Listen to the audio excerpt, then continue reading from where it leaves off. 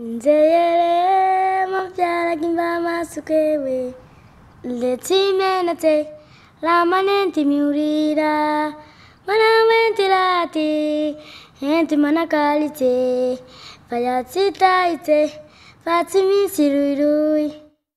Domino, c'est une aventure humaine. Passionnante. C'est un challenge. La joie de donner. Partage.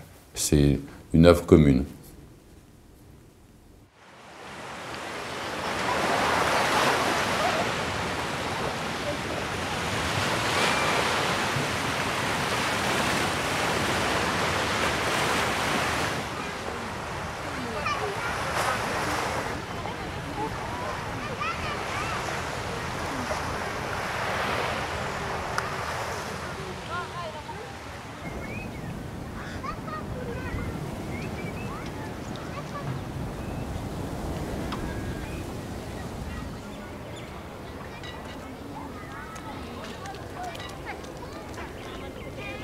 Alors ABC Domino, c'est une ONG qui a été créée à l'initiative du groupe European Homes.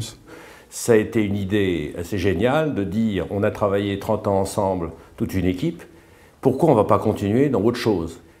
Et on souhaitait que les gens qui partent ne soient pas complètement abandonnés. Et puis on souhaitait aussi qu'il y ait éventuellement des transferts de savoir entre les plus jeunes et les plus âgés. On a eu nos premiers retraités dans le groupe il y a 6 ans. C'était la possibilité de passer à la pratique grâce à leur engagement. Il fallait partager ce que nous avions à la fois comme moyen matériel, mais aussi comme savoir-faire dans le métier de la construction. Et l'idée nous est venue d'aller construire des écoles dans un pays qui n'avait pas eu, lui, les faveurs que nous avions eues, nous, ici en France et d'une manière générale dans le monde occidental.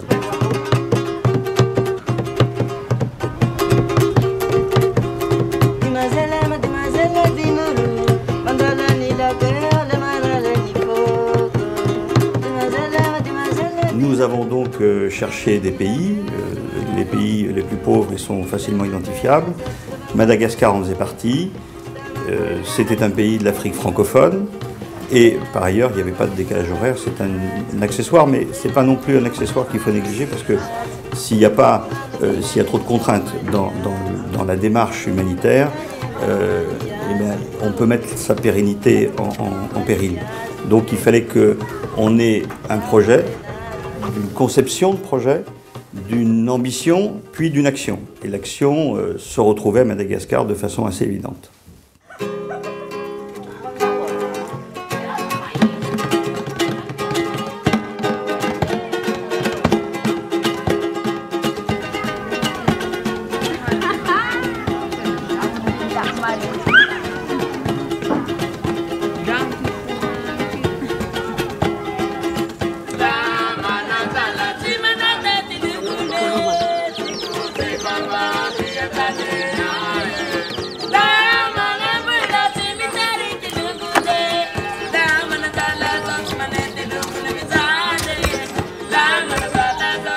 Au départ, notre idée c'était de travailler sur la capitale, Antananarivo, qui est quand même plus pratique d'accès, il faut le reconnaître.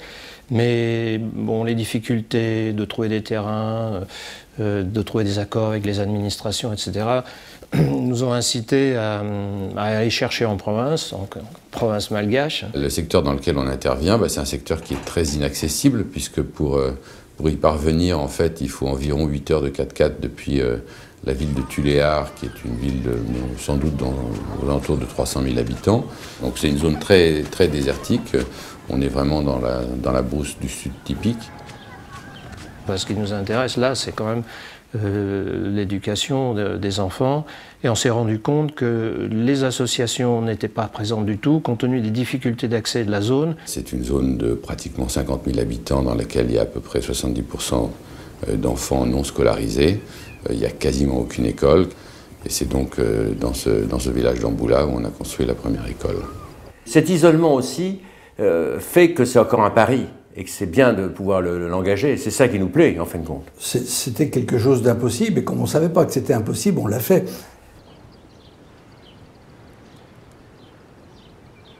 L'idée qu'on a à ABC des Minots, c'est de construire des écoles, de scolariser des enfants dans le grand sud de Madagascar. Aujourd'hui, il y en a 700 enfants de scolarisés.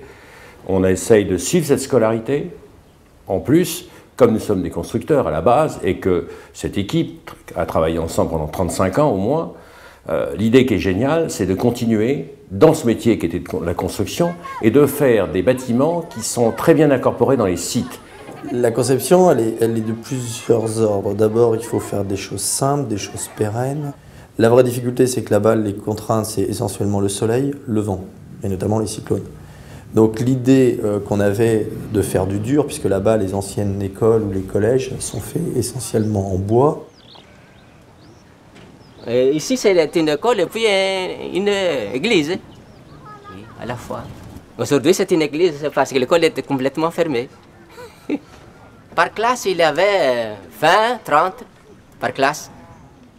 Mais l'idée principale, c'était ça. C'était un petit peu deux structures. En cas de vent, c'est pas grave, la toiture, elle s'en va. L'école, elle continue. Il y a une boîte de béton en dessous et le béton, il va pas bouger. C'était plus ça qui était le fait générateur de cette conception d'un grand bâtiment sur dalle, de ce que j'appelle boîte, dans lequel on trouve 2 ou 4 classes, et puis au milieu, la boîte bureau des professeurs, et par-dessus, un toit en vounge.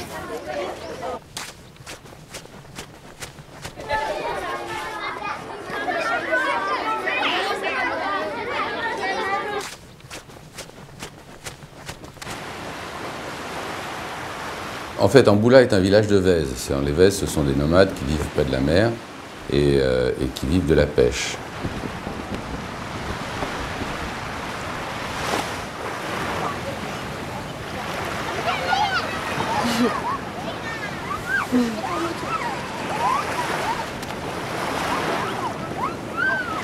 Et puis à l'intérieur des terres, il y a les Tanalan, qui sont eux des éleveurs, enfin principalement des éleveurs et des gens qui font un peu d'agriculture, notamment du manioc, qui vivent dans les terres. Donc la première école à Amboula a été créée donc, dans un village Vèze, mais le village Tanalan des Fouettes, qui est à 4 km, alimente aussi l'école d'Amboula. Donc en fait, globalement, dans l'école d'Amboula, on a environ 200 enfants, sur lesquels il doit y avoir à peu près 40% d'enfants Vèze et 60% d'enfants Tanalan.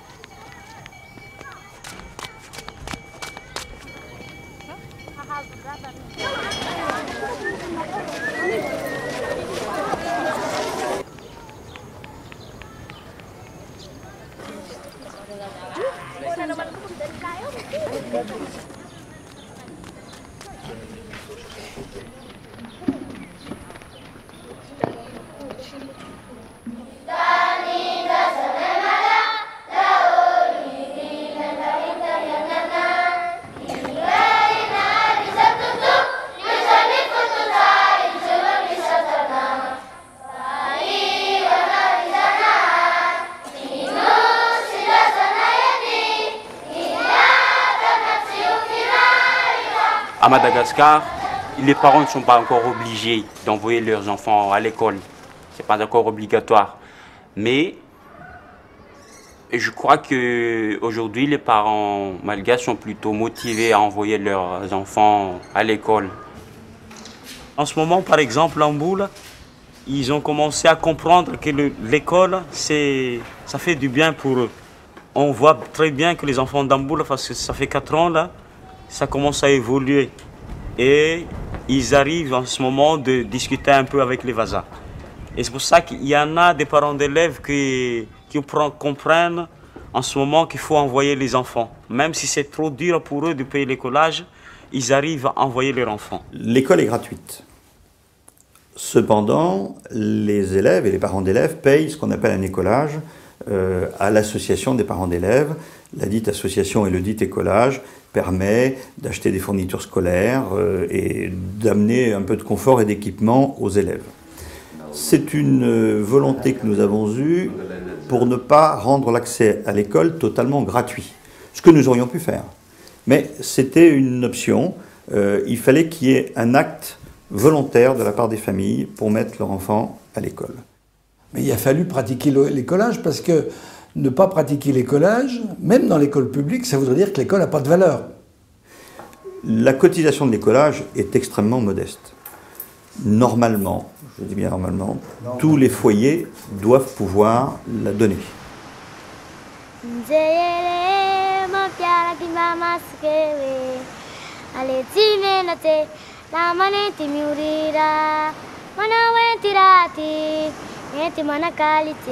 Soakere zany lafa maranikere nikizake soa fa maranikere zany rekere defa ratikia tanay zany iaby areo ka miady areo zay tsy ampianaranay areo miady areo samby tomany aby samby tahianatsy ya fa tsy miala teto fa safe fa fixé to fa nihebe fa na manaky tirako zany fa tsy eo fanambole fa medoka fa tany fa hitoboky eto navao fa tsy mihetsikeky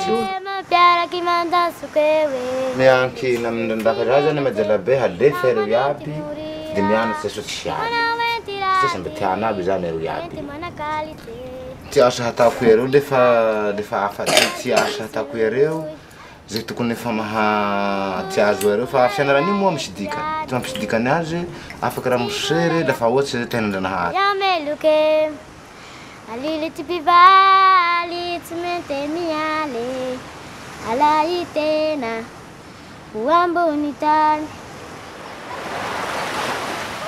Là, nous sommes devant une alternative. Soit nous compensons l'écolage par nous-mêmes, et donc c'est ABC Domino qui va payer à l'association des parents d'élèves l'écolage.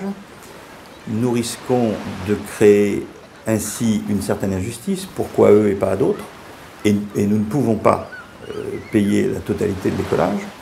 Ou alors on laisse les choses en l'état et on crée aussi, ou en tout cas on laisse perdurer une certaine injustice. Pourquoi cette petite fille qui chante si bien et qui a envie d'aller à l'école n'irait-elle pas? Je crois qu'il y a là des solutions individuelles au cas par cas qu'il faudra adopter pour que les plus défavorisés, mais aussi ceux qui ont le plus envie d'aller à l'école, et le manifestent clairement, puissent être aidés. Il faut qu'on en parle en conseil d'administration.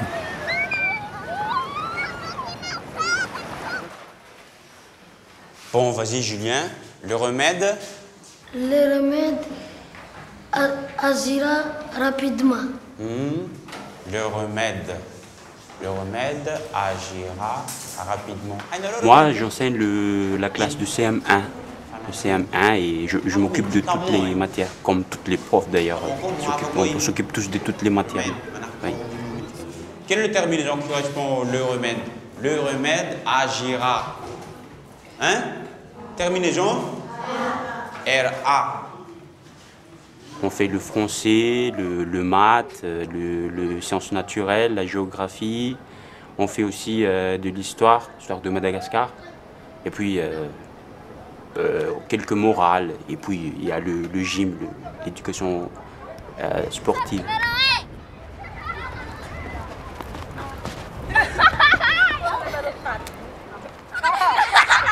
Les enfants de notre région, ils sont plutôt sympas, ils sont plutôt accueillants et on peut dire qu'ils sont plutôt calmes aussi et ils apprennent bien leur études. Quoi. Ouais.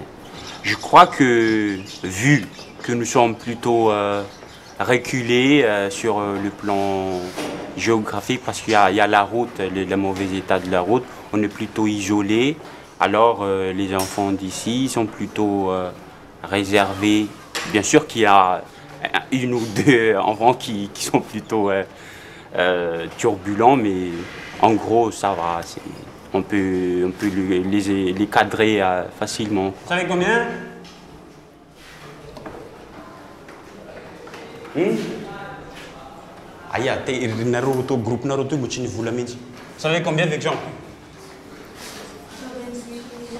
128 000 ariary. Mazava aminareo amizay frais, prix d'achat, prix de revient anjay. Ataontsika exemple tamin'ny rivotsika le hany toy.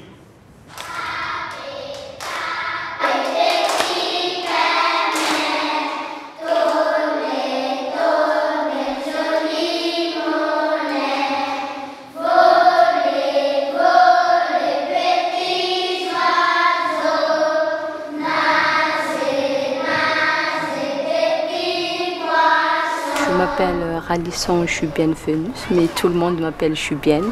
Et je suis ici en tant qu'institutrice. Qu'est-ce que c'est?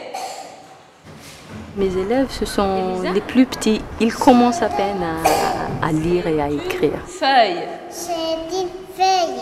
Tout le monde? Et c'est là que c'est difficile. Surtout pour le français, parce qu'à la maison, ils n'ont jamais entendu ça. Viens. Il y a des élèves qui comprennent mieux que d'autres, sur la prononciation surtout.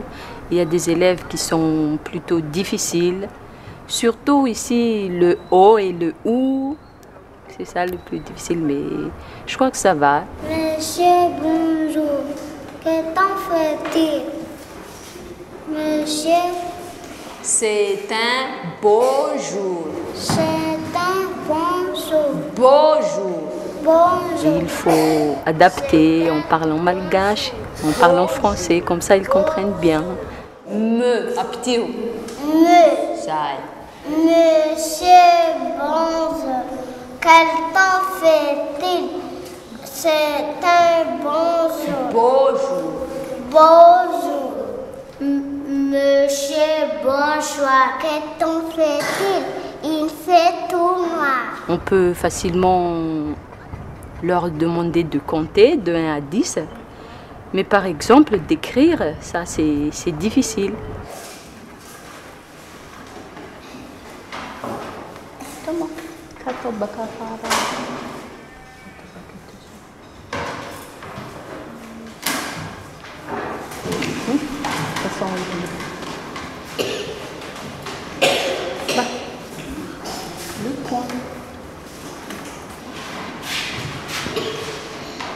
Bonjour Dakis, bonjour Dakis. Qui est-ce? C'est Boulard. Bonjour Bounard. Il y a des élèves qui sont de 5 km d'ici, par exemple de Marmitil, qui c'est à 5 km, de 4 km comme Marfidjeri. Et donc ils ne se connaissent pas tous. Qui est-ce? Comment tu t'appelles? Je m'appelle Didi. Bon, recommencez maintenant. Qui est-ce? C'est Didi. C'est? C'est Didi. Bonjour Didi. L'autre main de Vic. Bonjour Didi. Bonjour Tobi. Alors le projet d'ABC Domino a dû débuter il y a 6 ans à peu près, enfin 5 ou 6 ans. On a dû ouvrir la première école il y a 4 ans. Amboul était la première. L'idée, c'était de faire une école primaire. Chronologiquement est venu ensuite Béloc. Béloc, c'était un collège. Alors qui dit collège dit forcément un peu plus de classes. Donc on a agrandi le bâtiment. Et quand on a décidé de faire en Kilibori, on s'est dit, prenons comme schéma type le bâtiment 4 classes.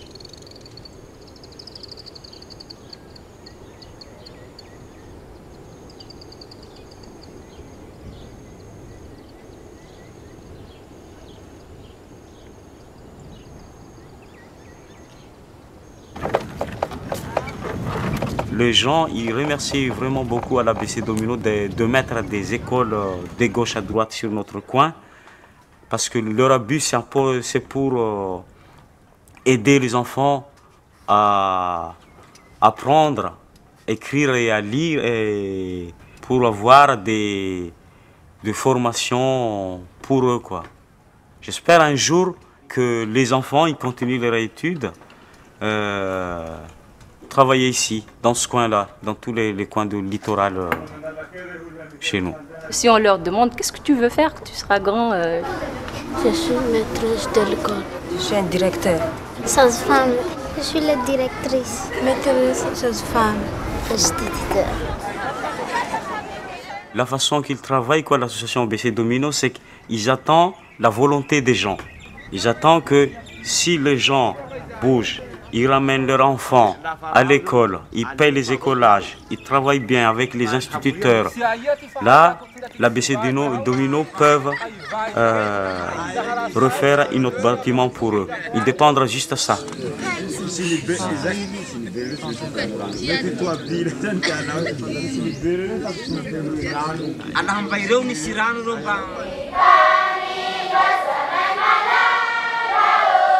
vita ikianatsereo undrasa ngapona undrasa ministro undrasa dokotera.